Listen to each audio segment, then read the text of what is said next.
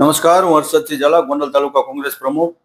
Gondal deputy collector ગમરા સાહેબની બઢતી સાથે બદલી થતા તેમની જગ્યા ખાલી હોય તો તે અનુસંધાને મેં ગુજરાતના મુખ્યમંત્રીશ્રીને એક પત્ર લખ્યો છે કે એચ.ટી. મકવાણા સાહેબ કે ચિંતન વૈષ્ણવ સાહેબ જેવા કડક અને બાહોશ અધિકારીની ડેપ્યુટી કલેક્ટર તરીકે ગોંડલમાં નિમણૂક કરવામાં આવે. એનું કારણ એ છે કે ગોંડલ સંવેદનશીલ વિસ્તાર તરીકે જાણીતો છે અને ગોંડલમાં ખાણ ખનીજની ચોરી, ડુપ્લિકેટ ડીઝલ, એલડીઓ, રેશનિંગના જથ્થાનું બારોબાર વેચાણ, ગૌચરની જમીનની બિનકાયદેસર રીતે ફાળવણી અને પ્રદૂષણ સહિતના ઘણા પ્રશ્નો છે જે અત્યાર સુધી ઉકેલ એનો આવ્યો નથી. એને આખાડા કાન કરવામાં આવે છે.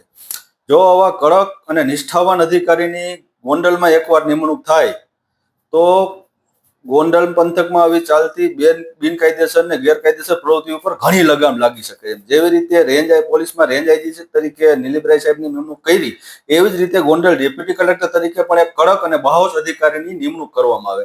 નહીતર અહીંયા તો ગોંડલમાં તો આમ પ્રજામાં એવી માન્યતા છે કે સ્થાનિક આગેવાનોની જે લાગણી અને માગણી સંતોષે એવા અધિકારીની અહીંયા નિમણૂક થાય છે. આની પહેલા જે 2-3 અધિકારી આવ્યા એવી રીતે એમને સેટિંગથી ગોઠવીને જ અહીંયા મૂકવામાં આવે છે. અને આ વખતે અમને એવી પણ માહિતી મળી છે કે આ વખતે પણ એક અધિકારી અહીંયા થોડા દિવસ પહેલા આવી ગયા, મુલાકાત લઈ ગયા અને કહી ગયા કે તમે કહેશો તેમ અમે કરશું. એટલે એની ભલામણ ગાંધીનગર સુધી થવાની ચાલુ થઈ ગઈ છે. એટલે મુખ્યમંત્રી સાહેબને વિનંતી કરવાનું કારણ એક જ કે જો આવા અધિકારી સેટિંગ વાળા અધિકારી આવશે તો પછી પાછા સામાન્ય પ્રજા માટે કામ કરવું મુશ્કેલ છે. અમુક ખાસ લોકોના જ કામ થશે. એના માટે મેં મુખ્યમંત્રીશ્રીને વિનંતી કરી છે કે આવા કડક અને બાહોશ અધિકારીની નિમણૂક કરવામાં આવે.